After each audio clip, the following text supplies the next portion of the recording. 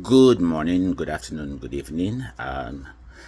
This video is a recap of what I gleaned from attending the Ijaw National Congress convention that was held in Houston on July 5th of this year, 2025. I will put a disclaimer. These are just the things that I personally what impacted me. Doesn't mean this is the sum total of what was shared. These are just the things that I took note of and things that I gleaned from. So I made a note of everything that I pondered on, and so I will be going down to read from it, so excuse me. And the first thing that caught my attention was there actually is an Ijaw anthem. Never heard of it. Never. Okay, I'm gonna dial back. I am quite new to the cause of the plight of the Ijaw people. Yes, I'm an Ijaw man. I was born in Chicago, grew up in Nigeria, came back to America like more than 30 years ago. Well, however. So, yes, my culture, my Ijaw culture, I'm aware of my Ijaw culture, but I'm also acculturized in an American culture. So the two are my identity, not no apologies on that. The two are my identity. I am defined by the two cultures that have influenced me. I became more passionate about the Ijaw culture when I did a social heritage tour, and I actually before that, but I did that and I went back to my roots, went to my community, went to understand my who I am, my origins of what makes me as a person. I mean, we're here in the diaspora, and you hear of Italian Americans going to Italy to find out their identity. Chinese Americans going back to China to understand their roots and their culture. It was only proper that I do the same to understand who I am as a person and to understand the amalgamation of my identity of how I have become who I am, so I know how I am, my trajectory forward. So I discovered that there is an Ijaw national an Ijaw anthem. Never heard of it, and it was a little bit disappointing that at the convention the American anthem was sung, the Nigerian anthem was sung, and not one person knew this Ijaw anthem. So is it really an anthem? How did this anthem come to be that it is in existence? And don't nobody know of it. Nobody knows this anthem. What is an anthem? An anthem is a rousing song used to identify a group or a cause. So we have this Ijaw, the cause of the Ijaw nation. We have an anthem that we have. Not one person knows what this anthem is. So we kept reciting the anthem. We should do better. Either that's not an anthem or it is an anthem. There's no recital of an anthem. Here in America we have what we consider the black national anthem. Lift every voice and sing. And any pro-black national cause, that anthem is sung because the anthem it arouses people to the cause. So my suggestion is this Ijaw anthem, we need to have it and we need to teach it so it is part of the cause of the Ijaw nation. So that was one thing. Um, Second thing I came up with was attaining the vision. If we do the same thing over and over and expect a different result, it is called insanity. So, what should we do differently in achieving this Ijaw, the cause of the Ijaw nation? We can't keep doing the same thing over and over and then point at the powers that be, or accuse this person or in office, or accuse that person in office and say, was this person's fault or that? No. What are we doing collectively that we can do differently? What are we doing wrong? If we're doing the same thing, the same machinery, just toiling and it's not working, then we might need to evaluate and redirect energies or resources so when not there's wastage is not happening. Another point was the effective communication of the vision. We have to devise the right method of communicating with our people, especially people at the grassroots level, so it is effective. Because sometimes it seems the communication is lost in translation. People at the grassroots level are primarily thinking of their daily bread. How do I get my daily bread? And now you are coming with this nationalism rhetoric. Like, no. How is an allegiance or an alliance to a nationalism rhetoric going to give me my daily bread? That's all the grassroots man is focused on. He's thinking of how to go to his farm, how to fish, how to feed his family. All that nationalism rhetoric is like mumbo jumbo. So we have to find a way to communicate with the grassroots, the community. How do you communicate with the community? That they understand that this cause of the Ijaw nation is not just people at the top with titles to their names, but it's also people at the grassroots level having an ownership of identity and culture and playing a significant role in attaining this cause. That message has to be communicated with them. Caviar. I remember when and I'm not going to mention any organization's name, but an organization in America went to a community and did a borehole, I think, or something. And then it was damaged. The community refused to fix it. They said the people in diaspora that came to build this borehole should come and fix it. Now that is a really poor mentality.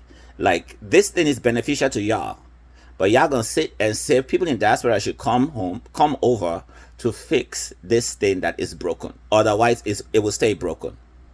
That is a clear prime example of miscommunication, miseducation, misinformation. So it's not just people in diaspora coming over, making an impact or trying to make an impact. There has to be an education and a communication with the people so the message is understood about the nationalism of the Ijaw culture, Ijaw nation. Otherwise, it's going to be a one-sided direction, or you're going to have people who are on ground and are vulnerable and prey to any power that be that just flaunts money and has an alternative agenda.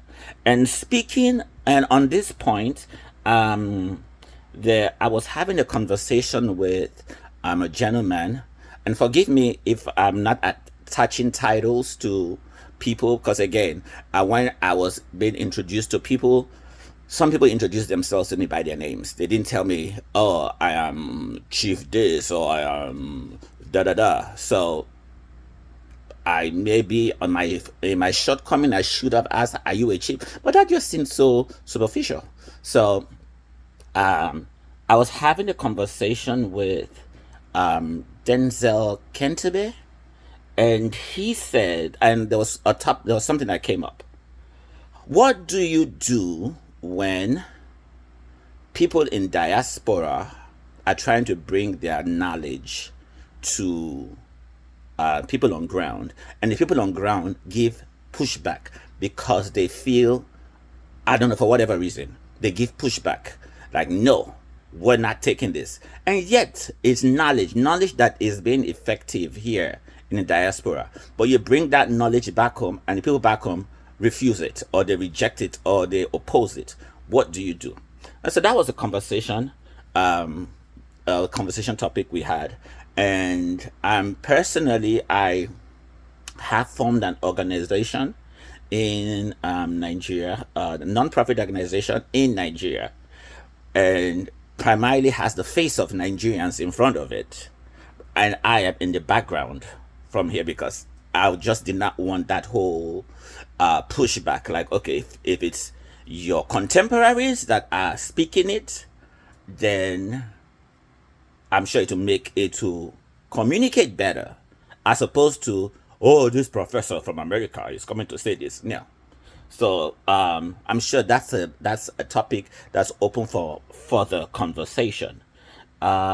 Next thing was let's see who made this point. I can't remember who made this point, but the point was culture is evolutionary. Culture evolves.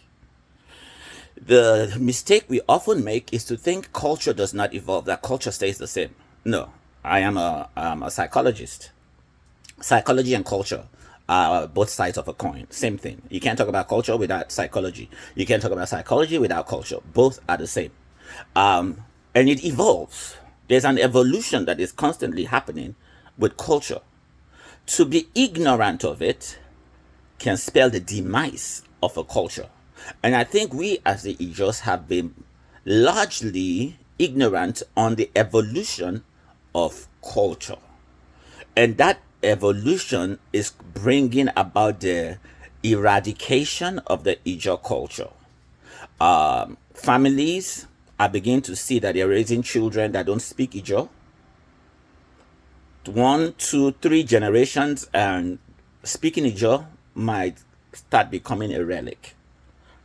So we need to start addressing this now, not in the future, right now. How do we recognize the evolution of the Ijaw culture?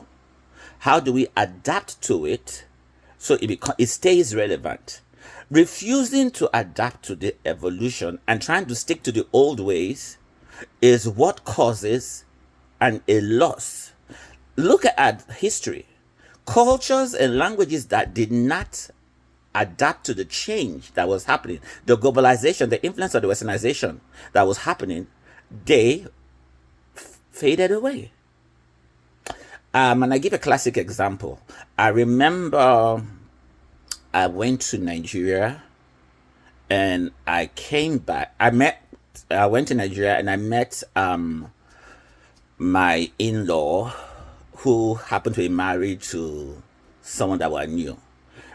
And so they said, oh, when you go back to America, please meet our in-law here in America and give them a token from my in-law.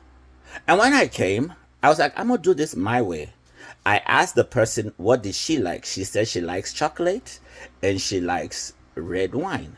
And so I think I was in London. And so in London, I went and got this chocolate from London. And then I came here to DC and I got this red wine. And I presented it to her on behalf of her in-law. And I remember saying, this may not be the way the culture does it, as in the culture is supposed to be gin or something. I am bringing this in commemoration of what the culture does. And we all laughed about it. But again, that is embracing culture in the modern evolution that is happening. I don't drink gin. She doesn't drink gin. I don't even know where they sell gin except I go to a liquor store. So to say, oh, we're doing culture, so you must go find gin. I'll just say, I ain't got time for this, and I'm gone. And that's culture that has been lost. But I embrace the culture. I adapt it to what is relevant to us. She likes wine and chocolate. I get wine and chocolate. Culture is demonstrated. So, with that template, how do we embrace modernization in our cultural celebration? So that's one other topic that I found that needs to be focused on. Um, Another one was, let's see, let me read what I wrote. We have to be intentional in embracing the evolution of the Ijaw culture and devise ways to preserve it. In the Western world, part of cultural preservation includes museums, parades, education, documentaries, publishing, pop culture memorials in the form of movies, TV shows and series, etc. Ijaw stakeholders in diverse fields have to begin to think on how to address the evolution of the Ijaw culture and how to preserve it. Another point was family. We must find a way to teach this language to our children. Otherwise, this language is gone. It becomes obsolete.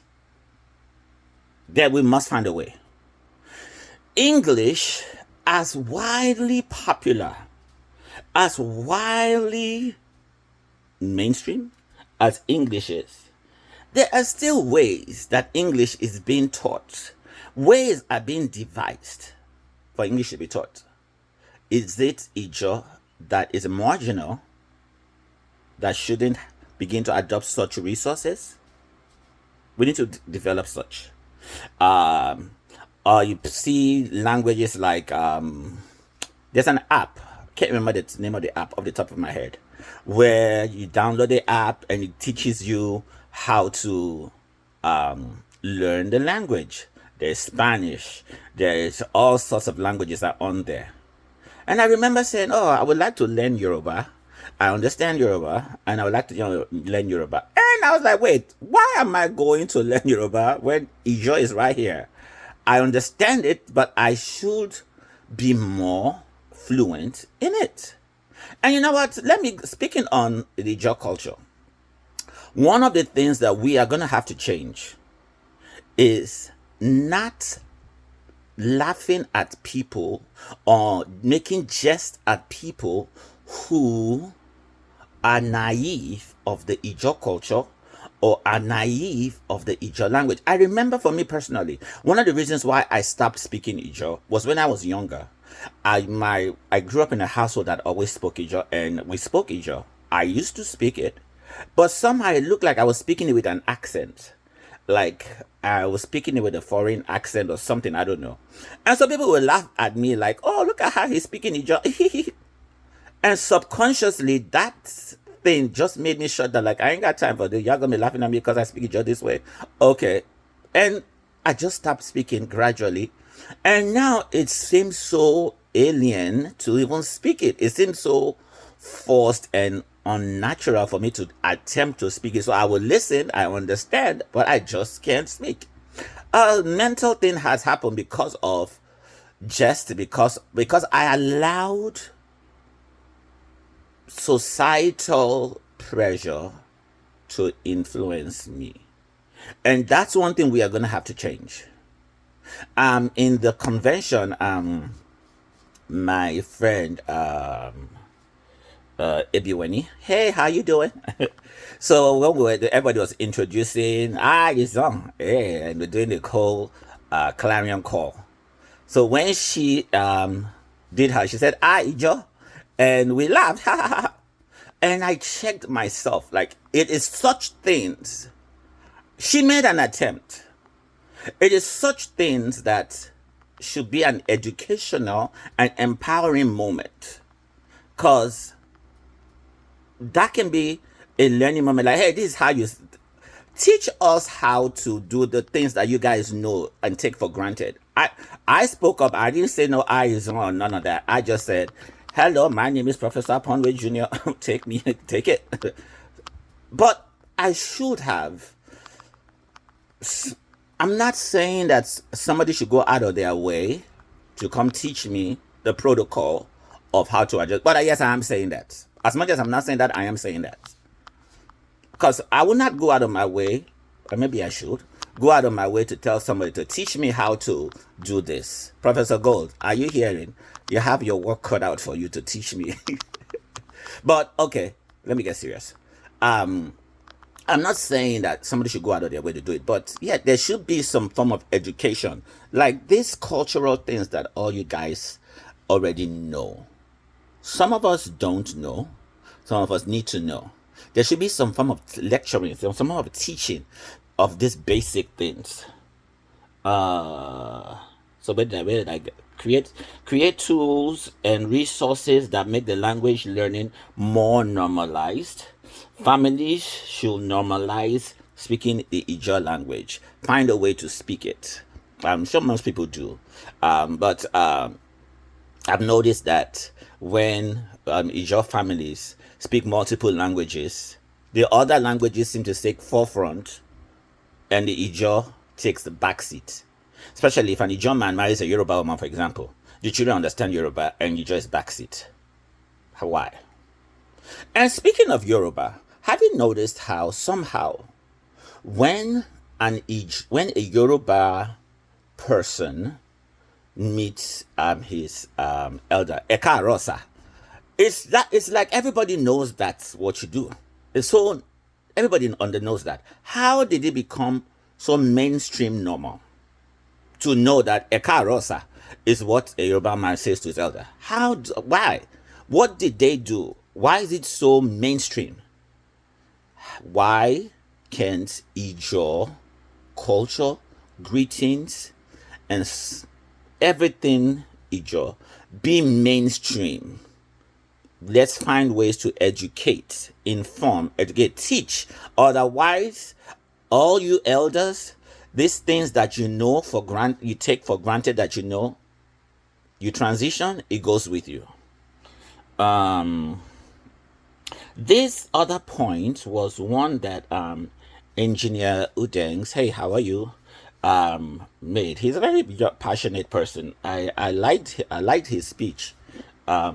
Almost got me like wanting to get up and run and hey, politics. He said, and I paraphrase, the political machinery needs to be used to achieve its purpose, to achieve the goal. Like, oh, we don't want to get involved in politics, or we're not using the political power, the political system. It exists. That structure, that machinery exists. We can use it to achieve our goals. And he did mention that our forefathers, who the patriarchs, the Ijaw patriarchs that we celebrate, they used the political machinery for their goal and cause. Why can't we of this time and generation use the same political machinery to achieve the goal of the Ijaw nation? So that was something to think about, because I know personally, I always say I'm not into politics. I don't have the stomach for politics. I can't do. And yet we are all political creatures. We're all political beings. This whole video is political. So what am I saying? I'm not political, but I am. It's like dancing on the fence. But I think we just need a redefinition of what politics is and how to play that politics game.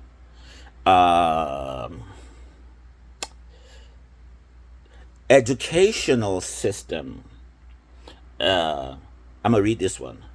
The Niger Delta schools should have the Ijaw culture in its curriculum.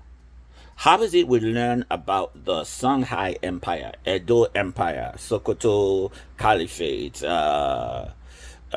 Bini Kingdom? Even we learn about the Greek and the Roman kingdom and all. And yet, our backyard culture, we don't know nothing about it. It's not in our curriculum. So what's going on? Who's responsible? Are we waiting for somebody to get up. What are we waiting for? And I think this is a topic that I have been talking about with my cousin, who happens to be a researcher. I am fascinated by mythology. And so I know about Greek mythology, Roman mythology, the Nordic mythology. I'm into the whole sci-fi Marvel character, Thor, Hercules, and all in Marvel comics. Why? Because somebody has taken this mythology, pop culturized it, and it's out here in pop culture, and it's celebrated. I remember in what's that TV called in Nigeria? The TV that shows all those native I can't remember the name, but there's that TV that always shows those Yoruba movies, and I remember I'm always fascinated by Olokun, Ogun, and all that, and it's all there, and they're all doing TV shows and how all on that, and I'm like, I don't know nothing about my own culture. I know about everybody else's culture but mine. Something is flawed with that. So we do need to incorporate in our educational system the Ijaw culture. What's our history? I mean, I did my own private research, and I was amazed that the Ijaws, there's documentation of the Ijaws existing in the 1400s and 1500s, and I'm totally clueless on this culture. And I think even my cousin, now this may be subjective, he did a research to trace back the origins of the Ijaw to the Nile from Egypt. Egypt, and they came and they migrated through the Nile River down from Egypt down to through the Saharan to the Nigerian location of where the Ijaws are. That can be debated, but hey, it's an attempt. So the one thing is, how do we get the Ijaw culture in our educational curriculum system? Another one is using social media to propagate our culture. And what do I mean by that? One thing that was impressed with His Royal Majesty Bubraye Dakolo. I had a brief conversation with him because there was a lot of things that he was saying there. How he had personally taken a lawsuit against the Shell company for its environmental ravages that it's doing. And that's one thing that I was impressed with. That's what a monarch does. A monarch is a cultural leader. He's not there to just be celebrated and people bow down before him and sit at a high table. No. As great as that is, what is the influence? What is the cultural influence of this person? And so I was so impressed that he had used his office, put his money where his office is. Wait, is that correct? How did I just make that up? Okay, but you understand what I'm trying to say. He was doing something pro-social. I mean, this is something that all the Ijaw leaders should be behind. But anyway, let me not digress. So while he was talking, he did mention books that he had published. And there was another gentleman, I can't remember his name. He was itemizing books that are out there about the Ijaw culture, that they are publishing on the Ijaw culture. They are published. People have taken the time to research and write.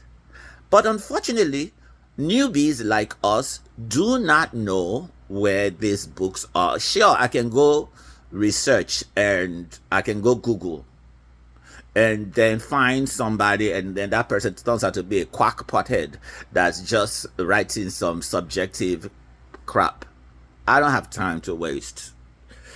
But people, the stakeholders, can refer and recommend books that the young people and people new to upholding the cause of the Ijaw nation should read. It should be like it should be like, if you want to learn how to sing, for example, contemporary singing. If you want to learn contemporary singing, in modern contemporary singing, like pop culture, as a vocalist, I would tell you, a female vocalist you should study Whitney Houston. She knows how to improvise, ad lib, vocal dexterity. So go study Whitney Houston. Celine Dion, Mariah Carey. Study those people. If you want to learn jazz and you want vocal jazz dexterity, go study how Ella Fitzgerald could scat. Study scatting. Ella Fitzgerald will be the template to study. If you want to learn how to use your phraseology in singing jazz, study Billie Holiday and how she could emote pain and use her voice to. These are templates that you tell somebody. Ijaw culture.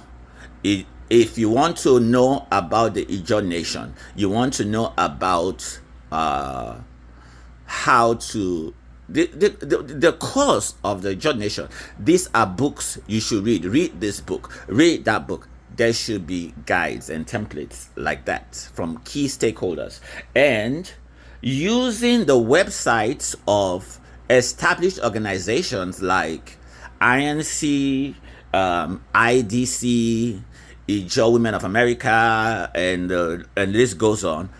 Use your websites, create a page on your websites where it is dedicated to information empowerment and direction. Put books there, stuff like that. I decided to follow. I told the king, like, hey, I am following you right now on Facebook because I see that you have a wealth of knowledge that I want to learn from. That's me taking my own steps, and then I'm going to go online, buy his books, and begin to get myself educated and informed. Now, there was a lady that spoke. I should have looked at what her name was. Where's my program? Is not here. But anyway, she spoke on environment. There's a publishing on the ravages of that's happening in the Niger Delta region, the toxicity of the oil spills and how it is affecting our people. Is that research, empirical research that has been published, that's out there, and somehow never heard of it. If I didn't come to this convention, I wouldn't even have known that something like that exists. If you want to learn more about it, if you visit BielsaCommission.org, BielsaCommission.org, you can see you can see where to get this publishing. I'm just finally recapping and digesting everything that I gained, so I am going to visit there. I'm going to see if I can purchase it, and if I can get it so I can read and be informed. Information is power, and we can't be out here doing passion with no knowledge is noise making. So that was one that made me, I think somebody also said, if you read that, oh my god, you're going to get angry. That there is a lot of mutation happening. There's a lot of DNA is being affected by the pollution in the Niger Delta region by these oil companies, and it just seems like in this day and age where nobody is saying anything, um, it's like we're permitting it to happen. And no, no, not we got to we. Where are all our social media influencers? Don't we have any just social media influencers that don't we have just celebrities? What are you using your platform for? Your platform cannot just be to pingy and to do a wiggery. It cannot just be on that. Your platform has to be a platform to use it for social cause, being pro-social about the things that affect us. Okay. Oh, this is 35 minutes. I didn't think it was going to take this long. But hey, I'm just recapping the things I learned. I think that I think the last one is the diaspora influence in Nigeria. And the clarion call was put out that the diaspora, the just in the diaspora, we have a privilege that others don't have. We are not in Nigeria, so the powers that be in Nigeria cannot penalize us, cannot say, oh, if you speak on this thing, we're going to shut you down. They can't shut us down. We're outside there, we're autonomous. We have freedom. And we have the wealth of the country that we're in. If you're in America, you have your dollar power. If you're in England, you have your pounds power. If you're in Europe, you have your euro power. So your power allows you to speak and operate, whereas a local has, or a local organization has a limitation to speak and operate because the powers that be can use their powers to repress and suppress. And so Ijaw diaspora organizations need to use this privilege for for the cause of the Ijaw nation. Oh, 37 minutes. I didn't think it would take this long to recap what I learned, but these are some of the things that I learned, and I just figured I would share.